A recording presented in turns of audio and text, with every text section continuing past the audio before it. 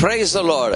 எரேமியா 33:6 சொல்லுகிறது, நான் அவர்களுக்கு சௌக்கியத்தையும் ஆரோக்கியத்தையும் வரப்பண்ணி அவர்களை குணமாக்குவேன், அவர்களுக்கு பூரண சமாதானத்தையும் சத்தியத்தையும் வெளிப்படுத்துவேன் என்று சொல்லி ஆண்டவராகி இயேசு கிறிஸ்து தாமே இந்த வருடம் முழுவதும் உங்களை இந்த வார்த்தைகளை கொண்டு ஆசீர்வதிப்பாராக.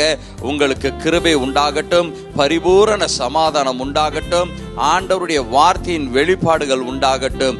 இந்த 21 நாட்கள் தொடர்ந்து ஜெபிக்க போகிற உங்களுடைய வாழ்க்கையில தேவனுடைய கிருபையும் நன்மையும் உண்டாக வேண்டும் என்று சொல்லி உங்கள் ஒவ்வொருவரையும் ஆசீர்வதிக்கிறேன். உங்களுக்காக நான் ஜெபிக்கிறேன். எங்களை அதிகமாய் நேசிக்கிற எங்கள் அன்பின் ஆண்டவரே, இந்த 21 நாட்கள் ஜெபிக்கிற உம்முடைய பிள்ளைகள் ஒவ்வொருவரையும் ஆசீர்வதிப்பீராக. அவர்கள் குடும்பங்கள் ஆசீர்வதிக்கட்டும் ஆண்டவரே, அவர்கள் பிள்ளைகள் ஆசீர்வதிக்கப்படட்டும், அவர்கள் கை நீட்டி செய்கிற வேலைகளை கர்த்தர் ஆசீர்வதிப்பீராக.